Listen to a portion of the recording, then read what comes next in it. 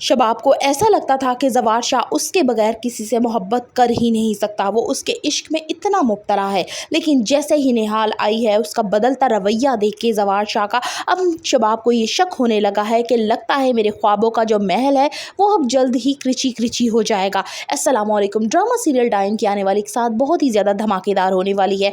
आमिर के नाकर्दा रवैये की वजह से ज़वार शाह उसको शबाब के सामने वाला कमरा दे देता है। अब ये बात जब शबाब को पता चलती है तो वो ज़वार शाह से कहती है कि आपने इसको मेरे मद्दे मुकाबिल ला के खड़ा कर दिया है। ज़वार शाह पूरी कोशिश करता है कि शबाब को समझा सके कि किस तरह से आमिर ने बदनीयती से यानी गंदी नज़र रखी हुई थी निहाल पे, लेकिन अभी फ़िलहाल शबाब का अपना ही रोना ख़त्म नहीं हो रहा।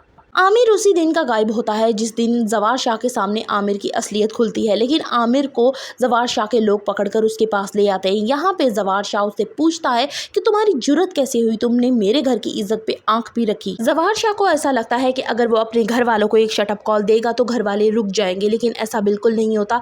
आइंदा आने वाली साथ में आप देखेंगे कि जैसे ही ज़वार शाह अपनी बहन को कहता है कि तुम अपने शोहर को बोलो कि वो आकर निहाल से माफ़ी मांगे, और अगर वो ऐसा नहीं करता तो तुम दोनों यहाँ से अपना बोरिया बिस्तरा पैक करो और यहाँ से चलते बनो, क्योंकि मैं तुम दोनों का वजूद इस घर में मजीद बर्दाश्त नहीं कर सकता।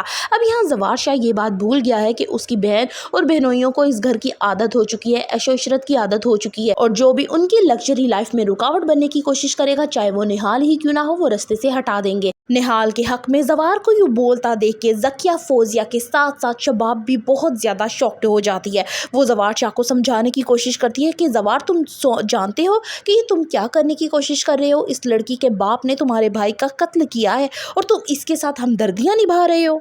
ज़वार शाह यहाँ शबाब से कहता है कि वो मेरे निकाह में है, मेरी बीवी है, और मुझे ये ज़ेब नहीं देता कि उसके साथ मैं तो क्या इस घर में कोई भी नारवा सलूक रखे, लिहाजा शबाब तुम खुद को बदलने की कोशिश करो। यहाँ पे शबाब को इतना ख़तरा लाहक हो जाता है कि वो उससे पूछती है कि मुझे लगता है कि तुमसे लेके जो डरावने ख्वाब मुझे आते थे वो सारे सच होने जा रहे हैं और तुम बदल चुके हो, लगता है तुमने मेरी जगह उसको दे दी है। शबाब की इनसिक्योरिटी भी अरूज पे होती है, वो दिन ब दिन निहाल से उलझती ही रहती है और उसे कहती है कि तुम अपनी औकात में रहो और ये मत भूलना कि तुम यहाँ पे सिर्फ कुछ ही दिनों की मेहमान हो, जैसे ही तुम्हारा काम पूरा हो जाएगा तुम हमारे खानदान को वारिस दोगी तो तुम यहाँ से चलती बनोगी। अब निहाल को ये भी बहुत ज्यादा होता है कि क्या इन्होंने सिर्फ औलाद के लिए मेरे साथ इस तरह से मुझे घर में लेके आई है, क्या ज़वार शाह की मोहब्बत सिर्फ वक्ती तौर पे है, क्या वो बदल जाएगा।